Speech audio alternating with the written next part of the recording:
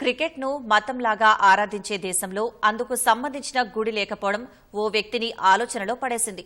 వెంటనే క్రికెట్ చరిత్ర, ఆటలోని మరపురాని ఘట్టాలను ఒకచోట చేర్చాలని నిర్ణయించుకుని ఓ మ్యూజియాన్ని నెలకొల్పాడు. బ్లేడ్స్ ఆఫ్ గ్లోరీ పేరుతో ఏర్పాటు చేసిన ఈ మ్యూజియాన్ని మాస్టర్ బ్లాస్టర్ సచిన్ తెందూల్కర్ ప్రారంభించగా రోహిత్ శర్మ, విరాట్ కోహ్లీ, సునీల్ గవాస్కర్ లాంటి ఆటగాళ్లు సందర్శించారు. మహారాష్ట్రలోని పూణేలో ఉన్న ఆ మ్యూజియం వివరాలేంటో ఈ కథనంలో తెలుసుకుందాం. భారత్లో క్రికెట్ అంటే జనాలకు అదొక ఎమోషన్. ఆ ఆటకు సంబంధించిన వార్త లేదా విశేషాలు ఎక్కడ కనిపించినా వాటిపైనే ఓ లుక్కేస్తారు. మహారాష్ట్రకు చెందిన మాజీ క్రికెటర్ రోహన్ పాటే క్రికెట్ కు సంబంధించిన విశేషాలు, మధుర ఘట్టాలు ఒకచోట చేర్చాలనే ఉద్దేశంతో బ్లేడ్స్ ఆఫ్ గ్లోరీ మ్యూజియాన్ని ఏర్పాటు చేశారు. ఈ మ్యూజియాన్ని మాస్టర్ బ్లాస్టర్ సచిన్ తెందూల్కర్ ప్రారంభించారు. ఇందులో 75,000కు పైగా వెలకట్టలేని కళాఖండాల్ని ప్రదర్శిస్తున్నారు.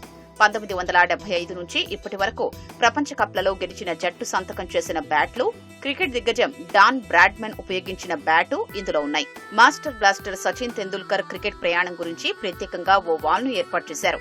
విరాట్ కోహ్లీ స్కోర్ బోర్డు కూడా క్రికెట్ అభిమానుల్ని ఇట్టే ఆకట్టుకుంటోంది. 1983లో టీమిండియా గెలిచిన మొదటి ప్రపంచ కప్ కు సంబంధించిన విశేషాలు, అందులో పాల్గొన్న ఆటగాళ్ల వివరాలు కూడా ఉన్నాయి.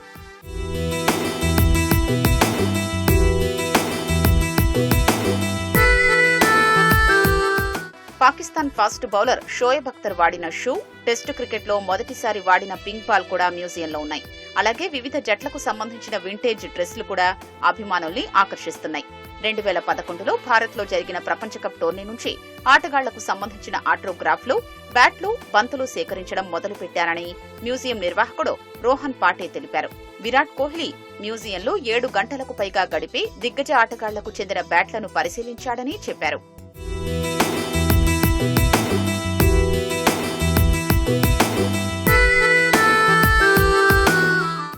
బ్లేడ్స్ ఆఫ్ గ్లోరీ మ్యూజియం చూసేందుకు స్థానికులతో పాటు క్రికెట్ అభిమానులు తరలి వస్తున్నారు.